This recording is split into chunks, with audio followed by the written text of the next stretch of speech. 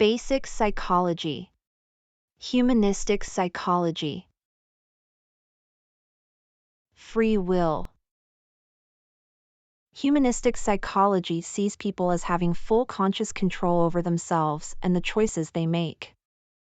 It also acknowledges that society may impose constraints through social rules, laws, and morals that restrict people's free will. Exactly. But ultimately, this approach believes that people have the ability to choose to do something if they want to do it. That's interesting. How does humanistic psychology view personal growth and change?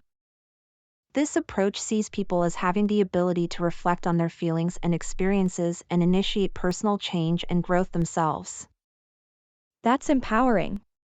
Do you have any examples of how this approach has been applied in real life? Well, humanistic psychology has been used in therapy to help individuals overcome personal obstacles and achieve personal growth. It has also been applied in education to foster creativity and self-expression in students. Wow, that's fascinating. It's amazing how the concept of free will can have such a profound impact on people's lives. Maslow's hierarchy and self-actualization. Let's talk about Maslow's hierarchy and self-actualization. Do you know what is the first level? The first level is physiological needs, such as food, water, and sleep. Followed by safety needs, such as personal safety and security through employment and resources. What is the third level?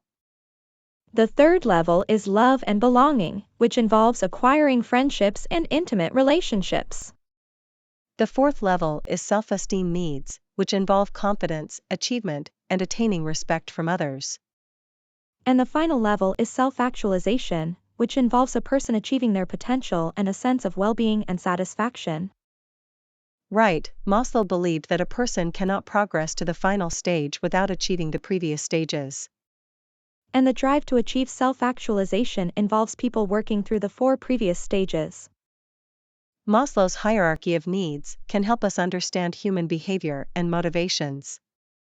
Yes, and it's important to recognize that everyone's needs are different, and people may prioritize different stages depending on their circumstances. Focus on the self. Carl Rogers believed that people had 2 basic needs: achieving positive regard from others and achieving self-worth through having a positive regard of oneself. How is self-worth developed? Self-worth is developed in childhood through interactions with parents and significant others, such as friends and intimate partners. So, how does this affect psychological health?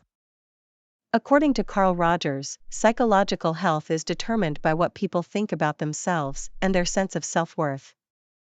He suggested that we have 3 versions of ourselves which need to integrate for people to achieve self-actualization and reach their potential. What are these 3 versions?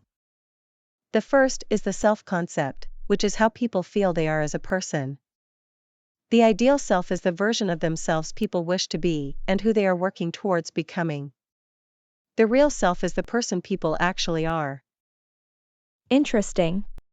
What happens when the self-concept and ideal self are different?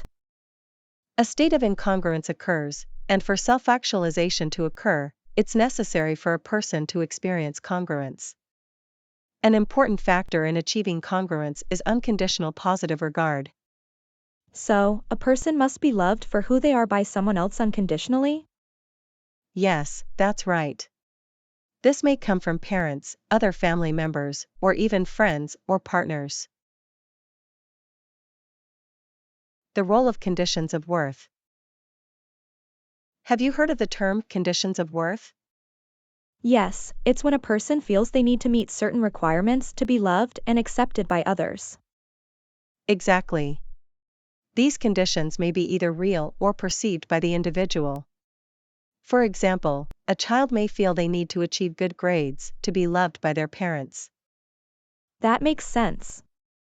So, what impact does this have on individuals? According to Carl Rogers, these conditions of worth lead to a person experiencing conditional positive regard and believing they can only be loved if they meet these conditions.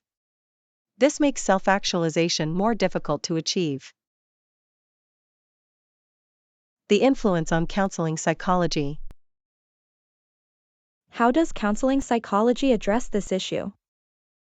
The client-centered approach focuses on building a relationship with clients and making them feel comfortable and accepted so they feel unconditional positive regard.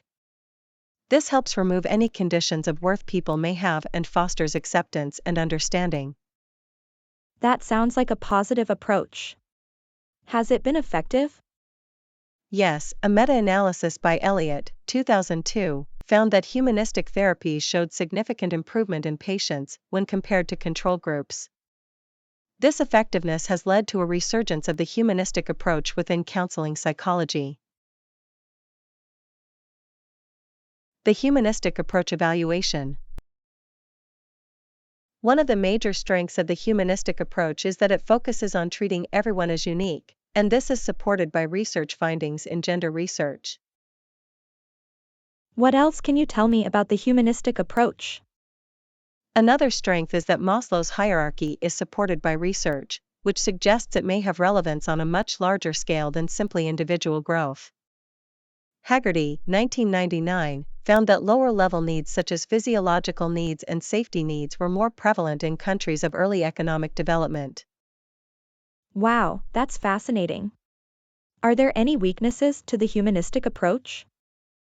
Yes, a major weakness is that its ideas, such as Maslow's hierarchy, are hard to test or gather any meaningful scientific evidence to support them having validity. Also, the focus is on the subjective experience of the individual, which again is difficult to test. I see.